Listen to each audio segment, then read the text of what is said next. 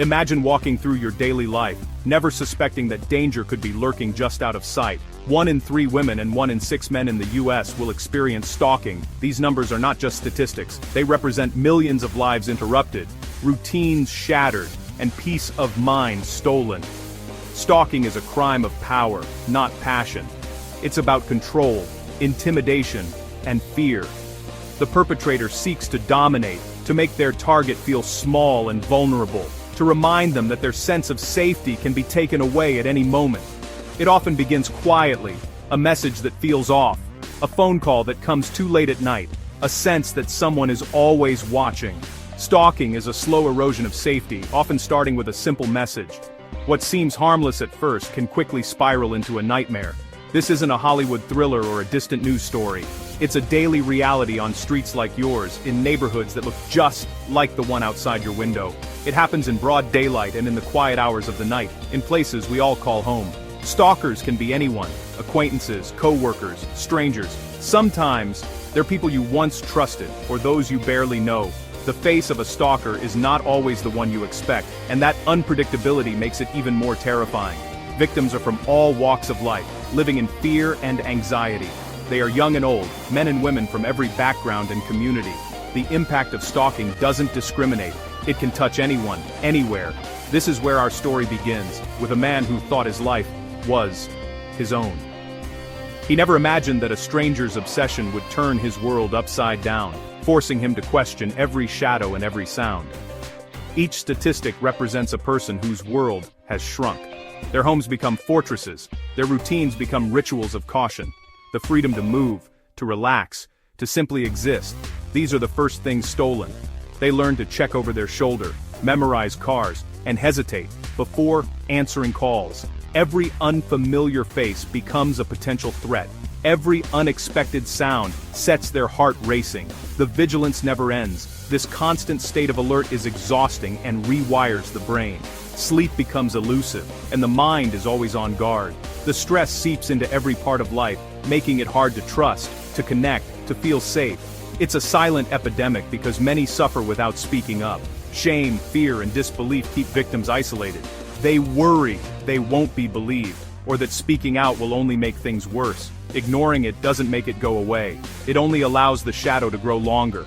The longer it's left unaddressed, the more it takes root, spreading fear and uncertainty. But this story is about facing that shadow. It's about reclaiming power, finding support, and refusing to let fear win. Because every person deserves to feel safe in their own life. And together, we can shine a light on the darkness.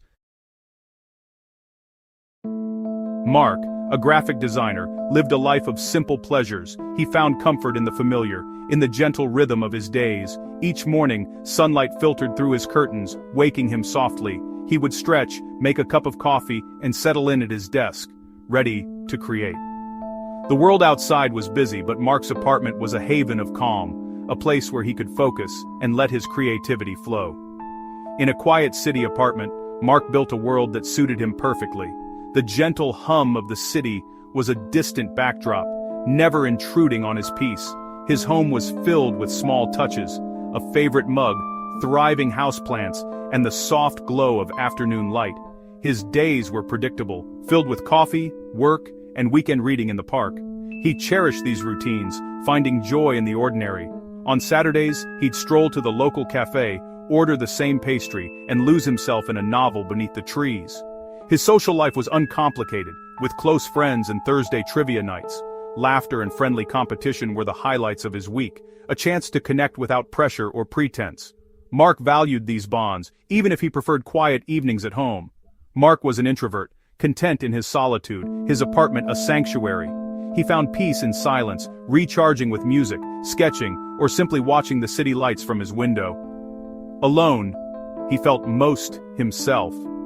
He had no idea his solitude would soon be stolen, his sanctuary feeling like a cage. The comfort he'd built would be tested in ways he never imagined, and the walls that once protected him would start to close in. Before the messages, his biggest worries were project deadlines and soccer matches. He'd fret over a tricky design or cheer for his favorite team, never suspecting that real trouble could find him in his quiet corner of the world.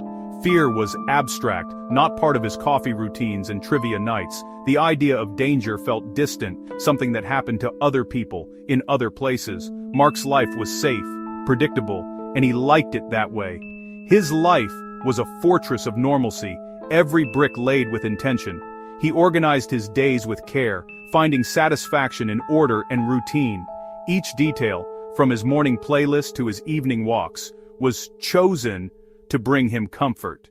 He was the architect of his quiet life, unaware of the impending disruption. Mark believed he was in control, that nothing could disturb the peace he'd so carefully constructed. But soon, his carefully constructed world would be invaded. The first sign would be subtle, a message, a notification, a sense that something was off. At first he'd try to ignore it, hoping it would go away. The intrusion would begin with a digital knock at the door. A message that seemed harmless, but carried a weight he couldn't yet understand. It would be the first crack in his fortress of routine. And Mark's life would never be the same. The routines he loved would be upended, replaced by uncertainty and fear. He would be forced to confront the unknown, to step outside the safety of his carefully built world. This is the story of how it all changed, how a life of quiet routine was shattered, and how Mark found the strength to face what came next. It all began on an ordinary afternoon, when Mark's phone buzzed with a new Instagram message from someone he didn't recognize, Skywatcher87. The message seemed innocent enough, just a simple, "Hey, I love your work."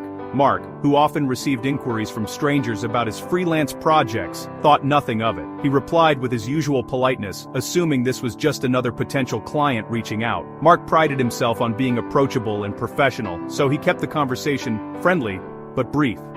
A few days later, another message popped up. This time, it read, "I saw you at the Daily Grind." The mention of his favorite coffee shop caught Mark off guard. He paused, wondering if it was just a lucky guess, or if this person actually knew his routine. A flicker of unease crept in, but Mark quickly brushed it aside, convincing himself it was probably just a coincidence. After all, the Daily Grind was a popular spot in town. But the messages didn't stop. They became more personal, more specific. "That blue shirt suits you," the next one read. Mark's heart skipped a beat. He remembered wearing that shirt just yesterday. Suddenly, every glance over his shoulder felt loaded with suspicion. Mark started to wonder if someone was actually watching him, tracking his every move, even in the most mundane moments of his day. Feeling a surge of anxiety, he decided to block the account. For a brief moment, relief washed over him. He hoped that would be the end of it, that the digital intrusion would finally stop.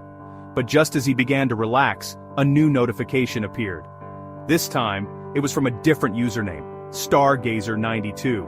The message was chilling. "Blocking me won't work, Mark." Seeing his own name in the message sent a cold shiver down his spine. It was no longer just an online nuisance. It felt personal, targeted, and deeply unsettling. Mark realized this wasn't a random admirer or a harmless fan. The messages had crossed a line, revealing an obsessive, almost predatory intent that made him question his safety. The digital world, once a place of connection and opportunity, had become a source of dread. Notifications now felt like alarms, each one a reminder that someone was out there, watching, waiting. Mark's sense of security began to crumble. Even in the safety of his own home, he felt exposed, as if the walls themselves couldn't keep out the relentless presence on the other side of the screen. The game had changed. What started as a simple message had spiraled into a nightmare that refused to go away, no matter what he did. The digital knock had opened a door to fear, one that Mark couldn't simply close or ignore. Every ping from his phone now felt like a threat, and as Mark braced himself for what would come next, he realized this was only the beginning of a relentless escalation, one that would test the limits of his courage and his sense of control.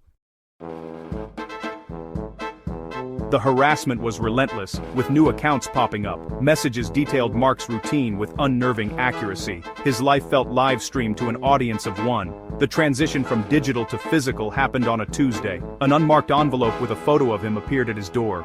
The message was clear. "I am here." Gifts started appearing, symbols of a twisted narrative. Mark changed his routines, but the messages continued. The final straw was a phone call with a distorted voice whispering his name. The stalker had his phone number, his address, his life. The line between his life and their obsession was erased. Mark was trapped in a nightmare with no escape. The escalation was complete, and the fear was real. Fear became Mark's constant companion, invading every aspect of his life. He lived in a state of hypervigilance, sleep a rare luxury. His focus shattered, his personality changed, and paranoia set in. He pushed friends away, unable to explain his suffocating reality. The psychological toll was immense, leaving him powerless. His work suffered, creativity dried up, and shame isolated him further. His world shrunk to the size of his locked apartment. The stalking was an assault on his being, dismantling his identity. Mark was a puppet on a string, driven to the edge. The fear was an unrelenting shadow, consuming his life. After the phone call, Mark sought help, starting with the police. He presented evidence, but without a direct threat, their hands were tied. Dejected, he turned to friends who offered immediate support. They helped secure his digital life and stayed with him. Their presence was a powerful antidote to isolation. Mark felt a glimmer of strength, no longer alone in the dark. But the system's failure left him vulnerable. He sought a restraining order, but it was denied. The legal system struggled with psychological warfare. Mark felt abandoned, his fear dismissed until physical harm occurred. The gap between reality and response created a dangerous void, but Mark's friends remained his lifeline, standing by him. Friends' support was a lifeline, but not a permanent solution. The stalker knew this, taunting Mark with messages. He sought a restraining order, but it was denied. The legal system required proof of physical harm. Mark felt defeated, the system failing him. Police departments often lack resources for cyberstalking. The gap between reality and response leaves victims unprotected. Mark's moment of defeat was a low point, but the shadow of his stalker loomed larger. The fight was far from over, and Mark needed a breakthrough. The turning point came from a careless mistake by the stalker. A photo of Mark's door revealed a reflection of the stalker. Mark's friend enhanced the image, revealing a familiar face. It was Leo, a former colleague from IT. Armed with a name and face, Mark went to the police.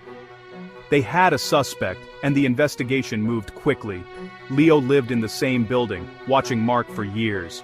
The arrest was quiet, but the evidence was overwhelming. The ghost had a name, the monster, a face. Mark felt exhaustion, but also relief. The confrontation with fear had a resolution, and Mark could finally begin to heal.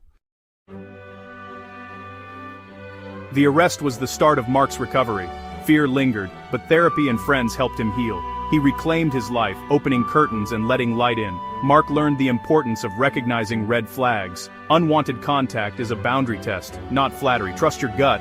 If something feels wrong, it probably is. Document everything. Evidence is vital if things escalate. A support system is crucial. Don't suffer in silence. Mark's story is one of resilience and hope. He survived, stronger, and more aware.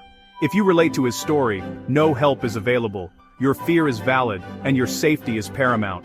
Never face fear alone. Reach out and find support.